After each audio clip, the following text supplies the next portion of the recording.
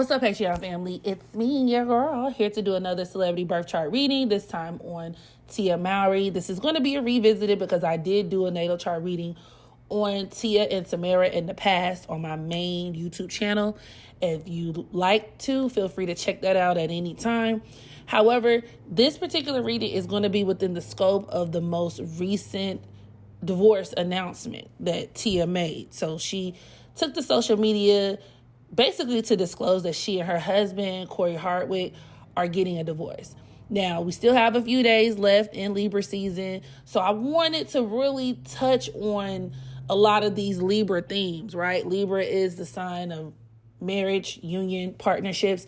And I mean, this Libra season has been kind of crazy. Everybody and their mama breaking up. So with that in mind, the first thing that I thought to do was pull up her chart. There were a lot of speculation surrounding the marriage. Some people said that Corey had been cheating.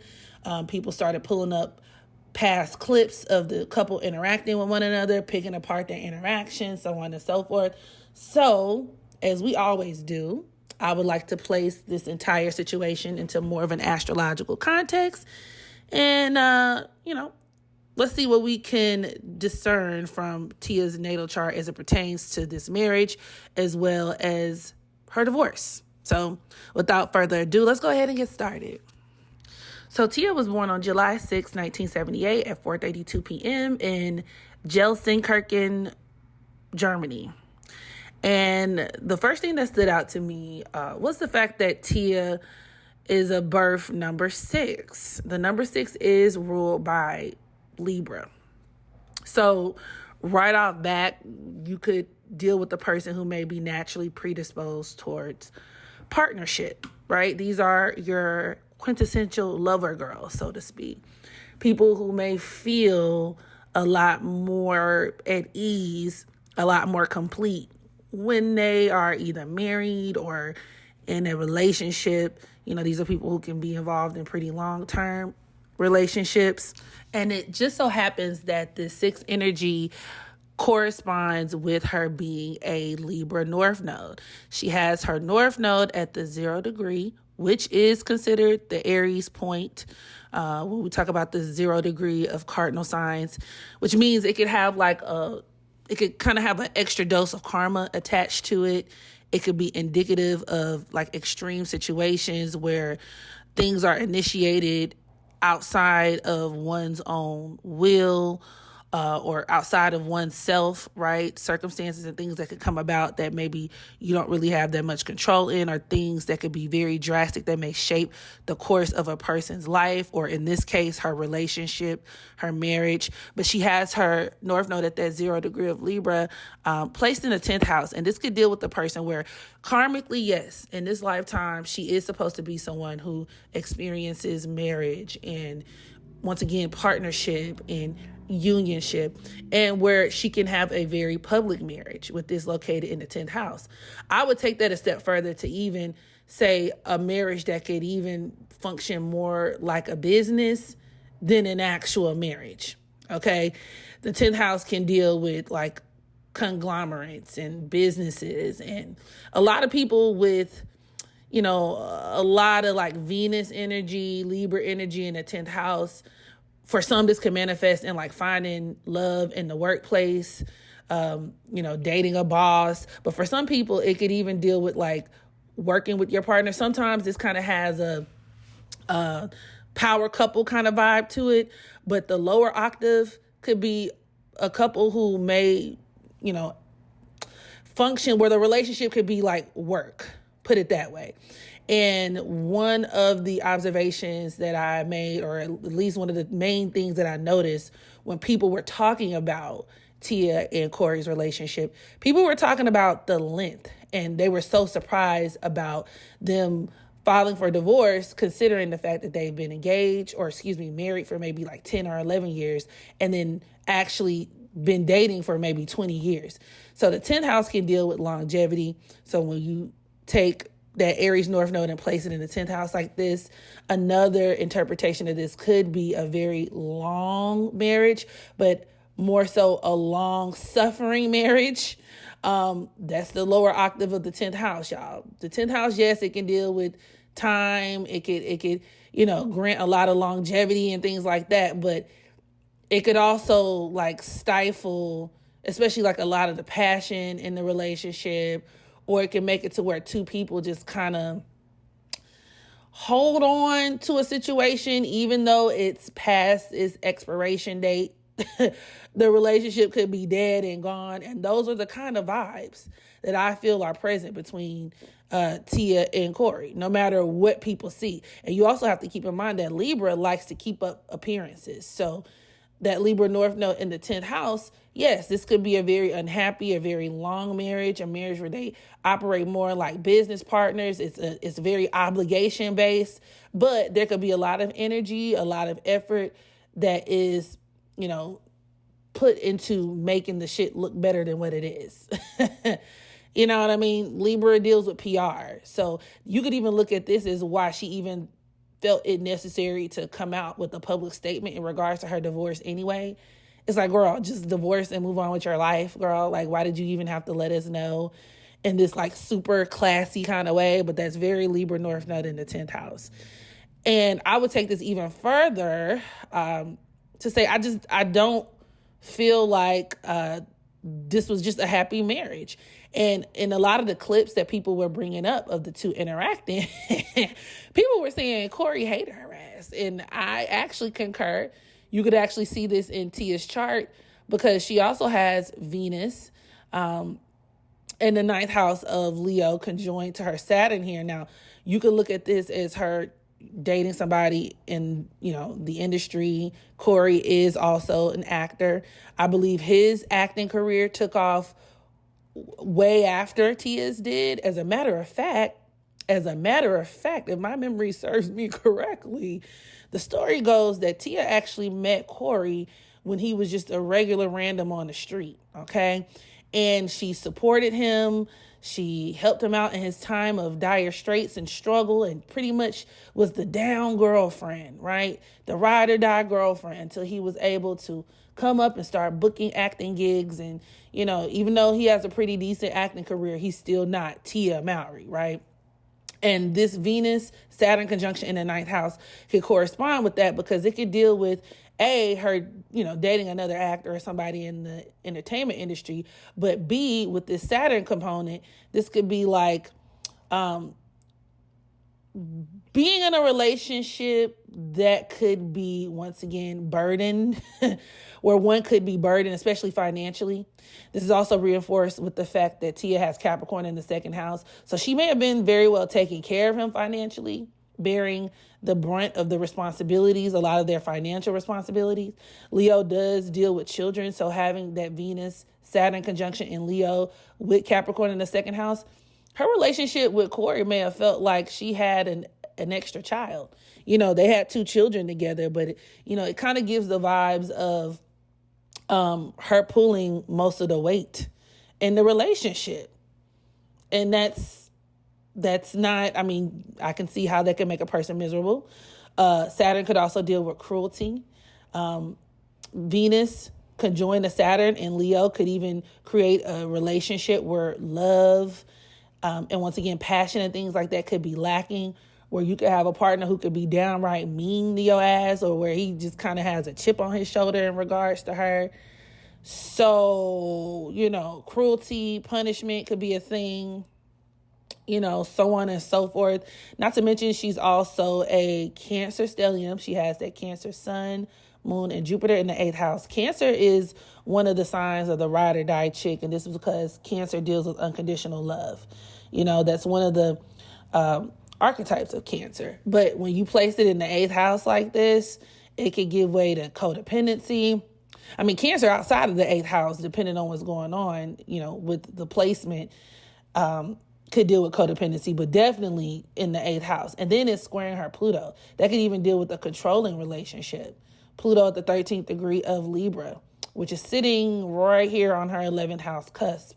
So, this could deal with where, Corey may have been really cold with her, insensitive, mean, abusive, and this could be emotional abuse. But I'm going to be real. I'm going to keep it funky with her being an Aries South Node and that South Node being in her 4th house. I could see the abuse even taking place on the physical level. Just keeping it real.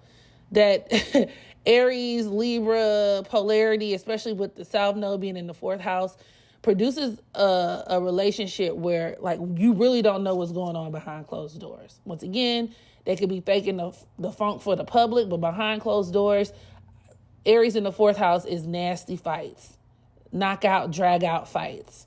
Not to mention she has Mars at the 12th degree of Virgo, and her Mars is squaring Neptune. Her Neptune, which is in that 1st house of Sagittarius, that could deal with Corey saying really mean things to her, knowing exactly what to say to make her insecure about herself or, to make her feel bad. It could also deal with him being very negligent in the relationship, especially when it comes to a lot of the duties at home, around the house. So, I mean, this could get kind of tough. This could also even deal with him traveling a lot, which, I mean, that kind of makes sense as it pertains to his job.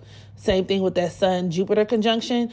But, with that Sun-Jupiter conjunction in the 8th house, I wouldn't be surprised if he actually was dealing with other women, because that could be another manifestation of this aspect here. Sun conjoined to Jupiter in that 8th house of Cancer. Because it can speak to where, where there's a lot of temptation as it pertains to women. Okay. When it comes to, or as it involves Corey or Tia's ex-husband. Cancer even deals with hotels, so I could see him traveling and, going from hotel to hotel and, maybe there being women in the hotel. And this is just, speculative on my part. But in terms of, just the probability of there being some type of infidelity within the relationship is actually pretty high. Not going to hold you. Not going to hold you, especially based on these aspects. His Mars squared, or her Mars squared Neptune, I should say, with that Neptune being in the 1st house of Sagittarius, could make it so that, for all we know, he could have lived a whole different life, a whole double life. This also corresponds with Tia having Gemini on the descendant in the 7th house. This could be a marriage, a partnership where it's a Dr. Jekyll and Mr. Hyde thing, where, the spouse could be living a completely different life, a double life, if you will. So it's a lot of eyebrow raising aspects in her chart that definitely makes sense in terms of like why they got a divorce. Cancer is another one of those signs that tends to hang on, once again, tying it back to its codependent nature. But, with it being in the 8th house, the more you hang on, the more shit you're put through. So I could see where this was a very tumultuous relationship, very, very much draining, emotionally, pushing her to her emotional limits, and so on and so forth. Not to mention her Pluto at that 13th degree of Libra. Pluto in Libra in and of itself. A lot of people from this generation may very well have experienced issues with like power struggles within their marriages, their relationships, in some cases abuse. Like I said, this abuse can take on many forms, but in addition to squaring her Sun, this Pluto is also squaring her Jupiter in the 8th house. And that could deal with where a lot of her freedom was curtailed in this relationship. This gives me very controlling vibes. So does Venus conjoin to Saturn, right? That could be a very controlling spouse. And I mean, it could go either way, but honestly, just based on Tia's demeanor, it gives me he ran that whole relationship and she just kind of, did what she could. She was the work mule and, she was the one who was way more emotionally invested in the relationship. But with him, it could even be like opportunity based. Libra North Node in the 10th house, and in addition to that Venus-Saturn conjunction. And it was about power. It was about ego. It was about control. And I wouldn't be surprised if he actually found himself in positions where maybe he at least tried to control her career with this Pluto energy, this Pluto in Libra. So it's sad. Something else I wanted to mention as well, with that Libra North Node, especially at the 0 degree, even though they said that there was a prenup in place, that's what I'm hearing anyway, there is a high probability that this divorce could get kind of nasty at some point. You just never know. But, for what it's worth, Libra also deals with the court system. It deals with legalities. Pluto and Libra, in tandem to that, could deal with a divorce. And so, you just got to be mindful of stuff like that. Like when you see aspects like this or placements like these in somebody's chart, because they could find themselves in situations where you may very well have to deal with a spiteful ex, Pluto and Libra, and maybe they decide to, take you to court and rake you over the coals, right? Even when we talk about that Pluto squaring Jupiter and the sun, I don't know what's going on in terms of their home, their property. That could deal with there being disputes over such. So I guess we'll just have to see how this plays out. But things could get kind of weird. So she may need to be careful. Tia also has Aries in the 5th house that could deal with her just naturally gravitating towards selfish partners. And then that in tandem with that Mars conjoined to her midheaven in Virgo. Maybe she could operate as more of his secretary in the relationship or vice versa, but I don't really see it being vice versa. Honestly, like I said, Tia is the person who seemed like she put in most of the work within the relationship. And where, a lot of her, she probably looked to him for a lot of validation, a lot of approval. And these are things she probably didn't get, once again, with her Mars squaring Neptune in that 1st house of Sag, And there could have been a lot about him that we don't know.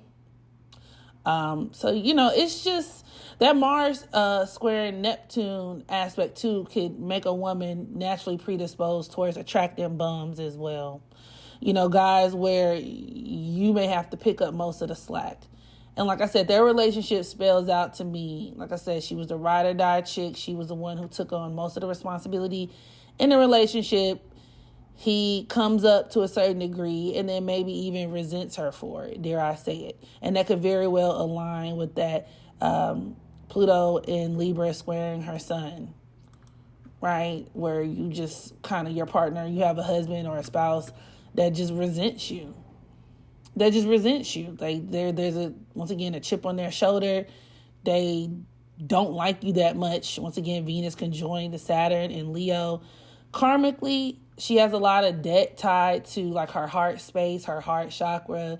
A lot of this could be debt that could be accrued by the father as well. Maybe there was issues with her father. I don't know much about her dad, but a lot of times there's karma, a lot of karmic baggage that could break a person's heart with Saturn and Leo. And 9 times out of 10, it's surrounding the father, your children, and, your husband for women who date men. So, it's tough. I hope everything works out. But, when people say like, oh, I had no idea. And, you could never tell and they were so perfect. This marriage, just looking at her chart alone, I didn't even really have to jump into the synastry of it all. It seems like a hot mess. Not going to hold you.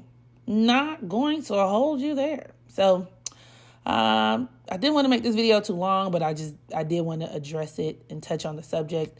So I'm going to leave that here. Y'all drop down in the comment section. Let me know what you thought about this reading. What do you feel about Tia's chart, their marriage? And I'll catch y'all in the next video. Bye.